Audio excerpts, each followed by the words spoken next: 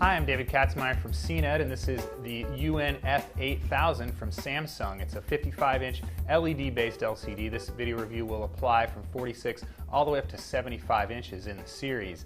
This is Samsung's best LED-based LCD for 2013, and basically the best I've ever tested from the company. It's superb in a bunch of different ways, including significant feature improvements as well as really slick design, and the capper is excellent picture quality, again the best I've seen from Samsung in a number of years. We'll start off with the design though. This TV is beautiful on the exterior. It's got a really thin bezel. You can barely notice anything around the edge. What makes it look even thinner is that it's black right adjacent to the screen. There's a little bit of silver underneath, and the stand virtually disappears behind it. It's kind of an arc shaped. One of the downsides, however, is that the stand is wide enough that you really need to encompass the entire width of the TV with your tabletop. So if you have a slightly narrower tabletop, it will tip over. That actually happened to me, so trust me, you really want a nice wide, at least the width of the television, tabletop with this TV. Of course, you can always wall mount it and get that super minimalist look.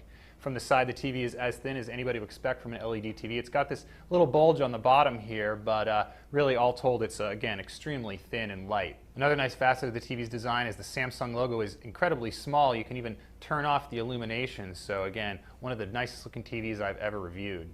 Samsung's 2013 Smart TV Suite is among the best in the business. It does have the ability to control your cable box via this On TV selection. There's also recommendations that the system will use to recognize and recommend shows that it thinks you'll like. Really not a big fan of that, but I do like the fact that the TV can control your remote, so potentially it can replace your cable box's interface.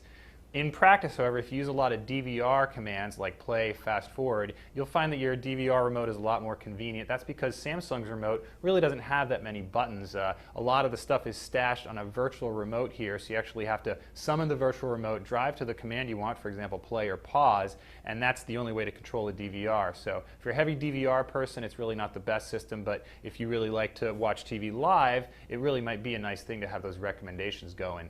The rest of the Smart TV Suite is a little more standard. It includes a social aspect. There's also a whole bunch of different apps. Samsung has more apps than anybody. I really like the new design. It's very clean and you can navigate very quickly. A lot of that is thanks to the quad-core processor on this TV. There's also the ability, of course, to access video on demand, and you have search. Samsung includes its voice search as well as gesture commands, so you can press a little button on the remote and summon up the voice search, and it worked relatively well in limited testing. I also appreciated, again, that you can make limited gestures, but again, with this TV, it's not nearly as good as having that remote control. But of course, if you do misplace the remote, you can always control your TV by waving at it.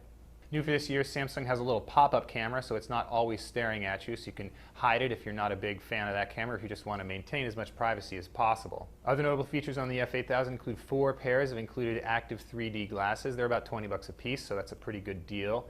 There's also plenty of inputs on the back of this TV, including 4 HDMI. There's 3 USB and a couple of analog ports, so really nothing goes missing in the connectivity department. As I mentioned at the top, what really sets this TV apart from other LED TVs we tested is the picture quality. Samsung includes a micro dimming scheme on this television that's different from its less expensive model. That allows the TV to control different aspects of the screen and increase or decrease the brightness. It's known as local dimming on some other televisions, and it works very well in this case. It produces really nice deep black levels, plenty of contrast, and there's very little blooming or loss of shadow detail compared to some of the other local dimming TVs we tested.